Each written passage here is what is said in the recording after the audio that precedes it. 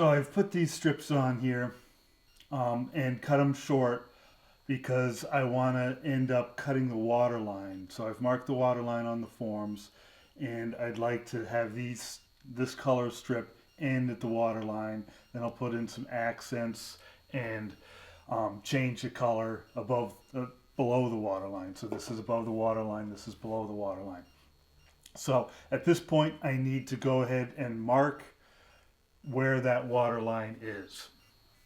So I have a tool like this, which basically this line is collinear with that line. So if I hold this up against something, a reference line, the water line on the forms, I can transfer that water line to the outside of the strips using this tool. So looking down here, we're going to go all the way down to the end there and come all the way back and trim that off right at that water line. So here you can see the water line. It's just lightly scored on the forms. I'll just hit it with the pencil to make it easier to see. So we want to transfer that line to the outside of the strips. So if we take this, lay it along that line. Now this point here is lined up with that line on the inside.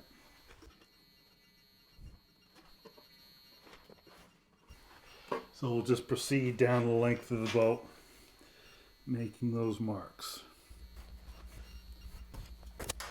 We're going to want to make sure these staples are not in the way, so we'll pull those out as needed.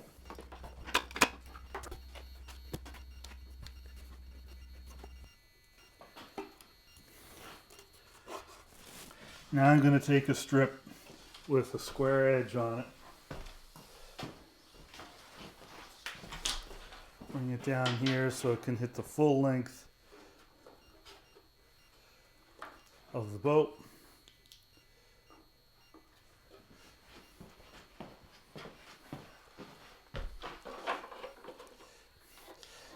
And line up the bottom edge with those marks.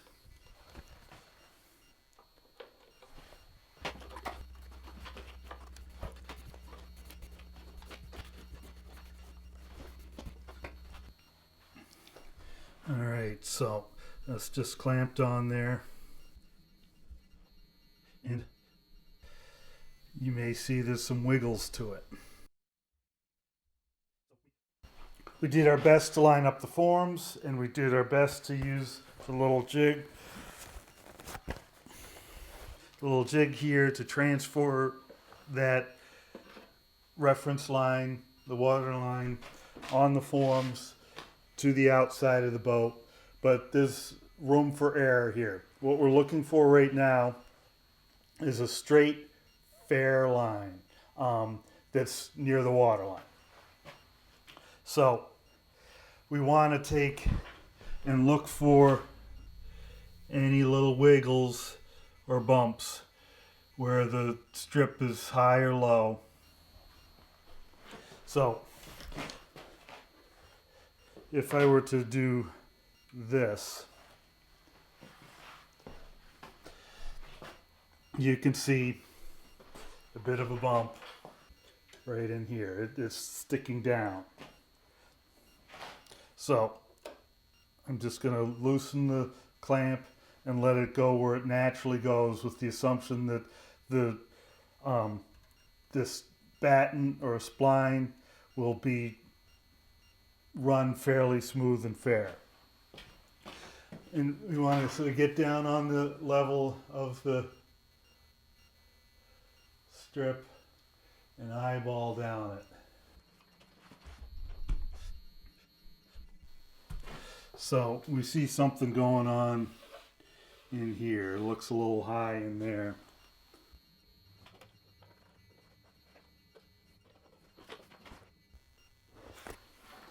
What we're interested in here is the inside edge here, or the edge of the strip that's against the strips. So we're not looking at this line, we're looking at this line.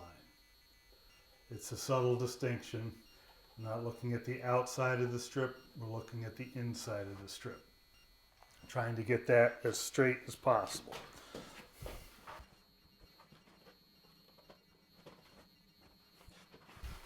The other thing we want to do is make sure that this side, we want to make sure that this side matches this side. So I've already done it on this side. I want the bottom of this strip here, right here, to match this edge right here. Part of that's obviously just visual. You know, it is just visual. But also, back further along the boat, if we start stripping up from here, up towards the keel line, and we're trying to get our strips to converge right along the keel line with each strip ending at the same place the strip on the other side ends, the level of this line here, this edge and this edge, need to be the same distance from the keel line. So as I add strips, build them up here and build them up on the other side, they converge right on the keel line at the same time. So we're going to get down and just look at stuff here, make sure things are looking nice and straight.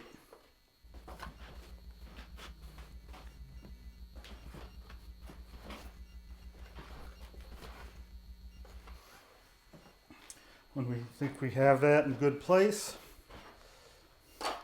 we'll mark it with a pencil.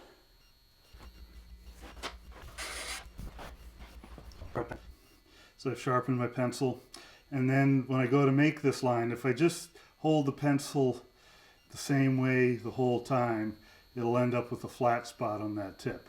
If I take and spin the pencil, this is an old drafting trick, take and spin the pencil as I'm rolling along, it'll keep that as a nice sharp point.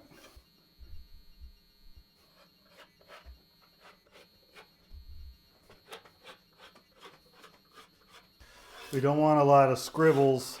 If there's false lines when we go to cut it, we might start following the false line, and that could make us cut too much material off.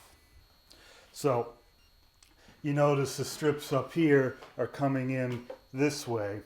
If I were to run my pencil out here, there's a chance it could grab a hold of one of those gaps between the two strips and start coming out this way. So I go towards the middle of the boat. That way I don't get caught in either the grain or the gap between strips. And I'll start back here again, all the way at the stern, and again go towards the middle. So now I should have a good line there. And that line looks pretty straight. There might be a few bumps in it, but it's a good reference. So I have this line drawn on here. I'm going to cut it with a Japanese pull saw. This one has some teeth at the end here to help do a plunge cut, so I can start right in the middle of the strips. And I'm right-handed, and I find it easier for me to go from left to right and keep this above the line. So I'm all the way down here at the stern, a couple forms from the stern, and I will make the plunge cut and then work my way down. I'm going to keep above the line by, a couple, an eighth of an inch or a couple millimeters. again, I'm using the line as a guide. It's not necessarily gospel, so I want to give myself enough room to true things up later. So I'll start with a plunge cut here.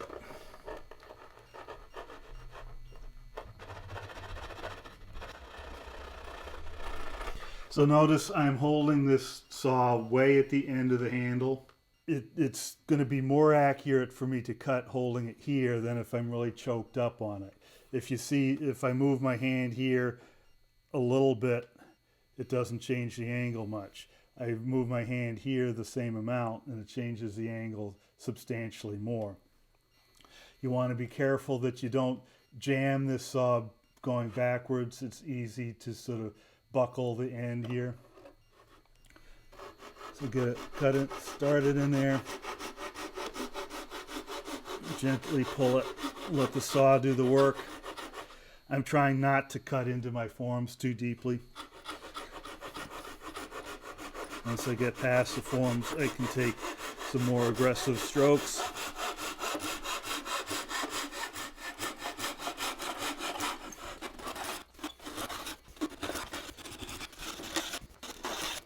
I'm also holding the blade at a shallow angle. I'm not trying to cut like this. I'm cutting like this. So it takes nice long strokes, and the blade is in the wood for a long length to help keeping it straight.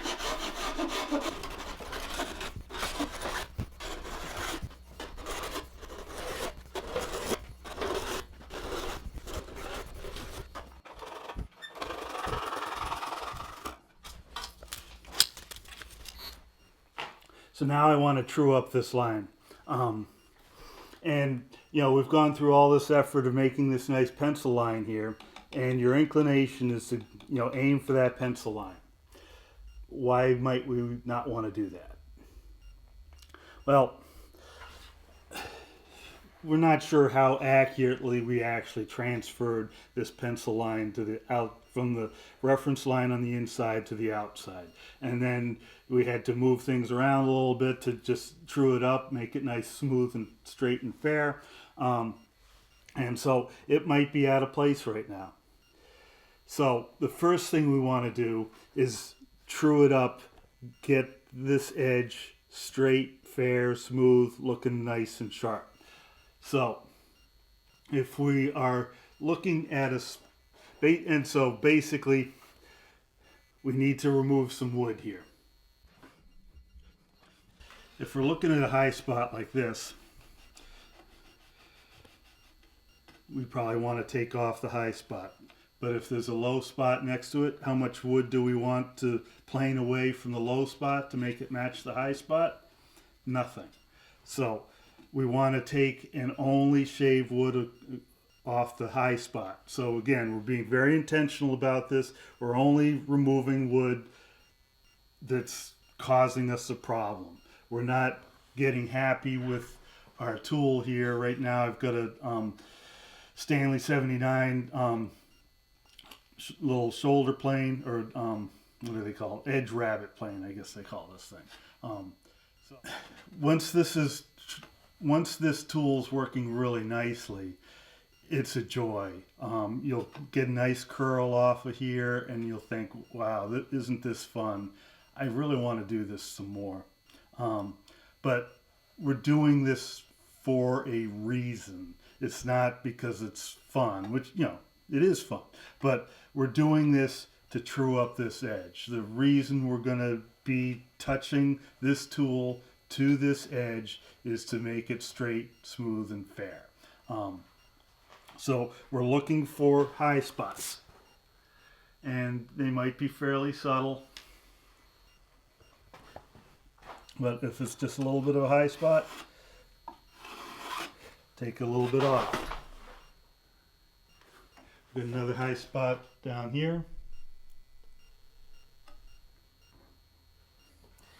You see it right in here.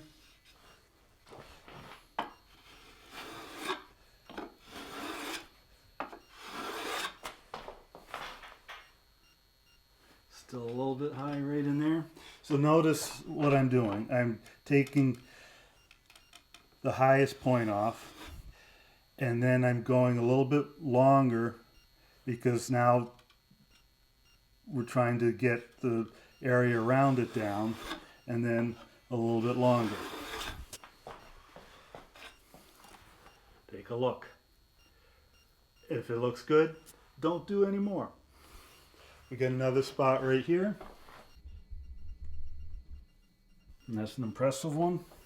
So highest spots right here. We'll just knock the top off of that. Next high spot right here. Okay, now there's sort of a section in here. We'll start there, a little bit longer, a little bit longer. Okay, it's still something in there, but just sort of flattened out between here and here. So we'll go a little bit longer than those sections.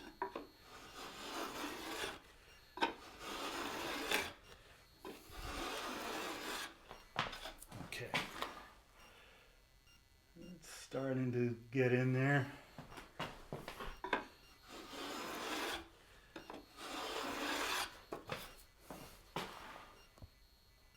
We'll leave that for now. Right in here.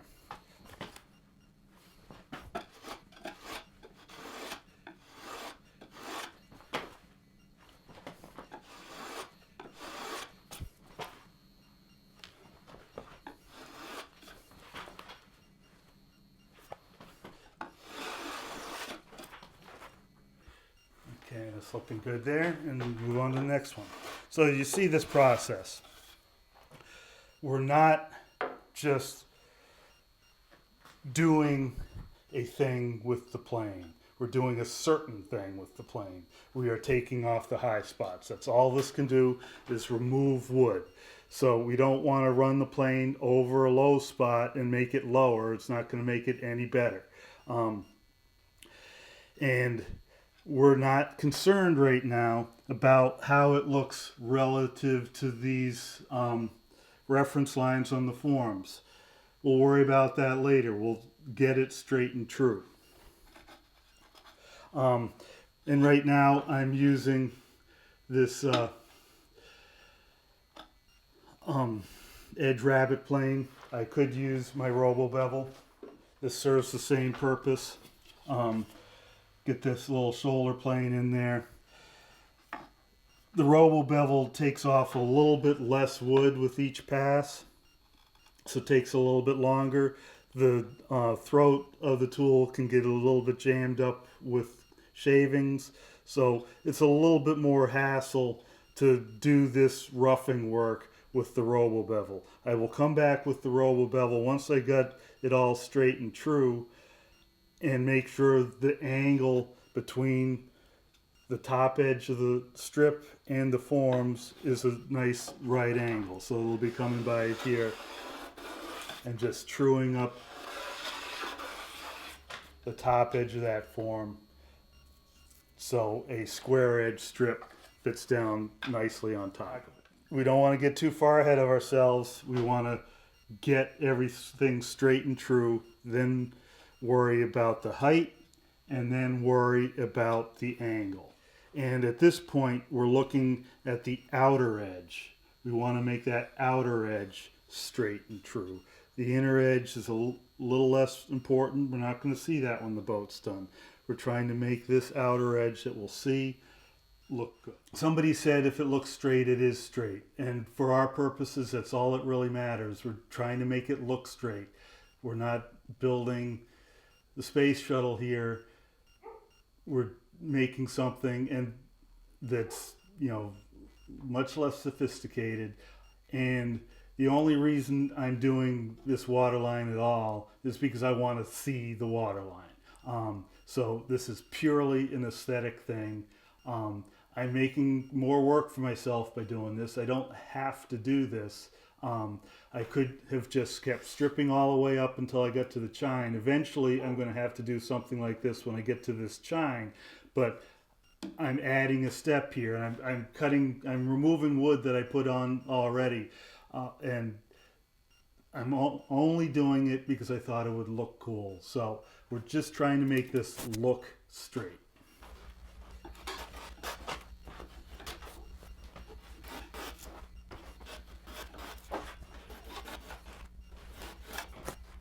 So you may notice the strips are coming in and rising up here on this end of the boat.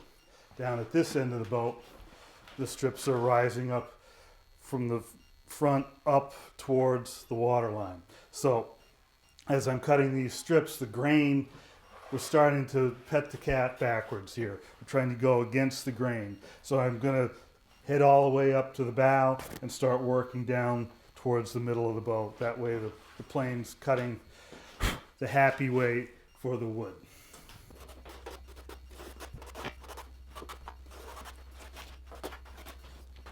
Once I get it looking pretty good by eye, I'm going to take and run the plane, make some long passes just to get the final truing happening.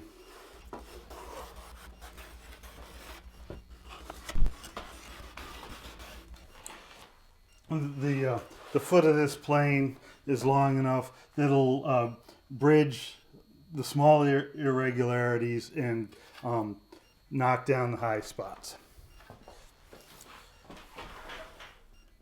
So that looks pretty nice. So now the question is, how does this line up with our waterline? So the waterline's right here. And, you know, that's pretty darn good. My original pencil line's down a 1/16 of an inch, millimeter or so. Yeah, I could take and lower the whole thing. It seems to be consistently off. So once I have this initial nice and straight and true, now it's a matter of fine-tuning it to the actual waterline. And again, this waterline, it's not like completely arbitrary, but it's somewhat arbitrary. What matters a little bit more is I'm at the same height on this side as I am on this side, and even that at this point isn't all that critical because I'm going to be stripping up here, up past the chine, and then doing a similar operation, trimming off at the chine, and coming back and working towards the middle from that. So I talked earlier about the strips meeting at the keel line. That doesn't really matter until the last set of strips. And since this design has this chine here, that last set of strips will be after that chine. So being lazy, I'm just going to leave it here as far as the height. Now it's a matter of getting the bevel right, so when we put another strip on top, a square edge strip, it will meet nice and tight. So this is where my robo bevel comes in, and this is squaring up the top edge of the strip to the form next to it. So a strip placed against the form, placed down tight with the square edge on the bottom, will meet the top surface of this strip nice and clean and tight.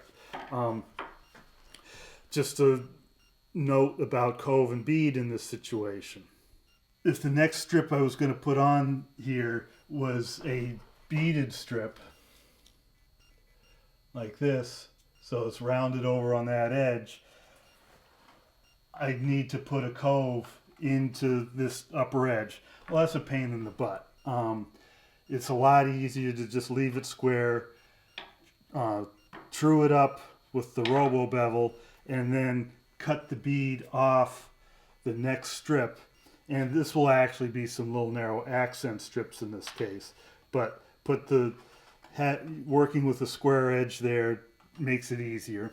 And then, since I'm putting accents in there, if I tried to cove and bead those accents, really skinny strips, and then start sanding into it, riding the top and bottom of that cove and bead as you plane into it is going to change the height of the line, As if you plane into it more, it'll lower the line. Planing into it less will appear to be a higher line. So it'll make that line a little wiggly if your sanding is uneven. So by having a square edge, you're sanding uniformly straight into it and keeps that line nice and straight. So with the Robo Bevel, I'm placing it on there, watching the blade cut, keeping it tight against the forms. So the angle I'm holding the tool is determined by pushing it against the forms in that area.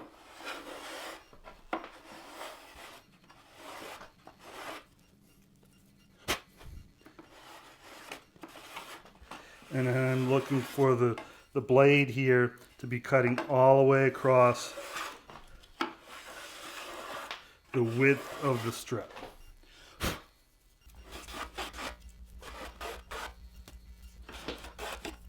And again, when I get towards the middle, I'll switch the blade around to the other side, start at the bow, and work towards the middle again.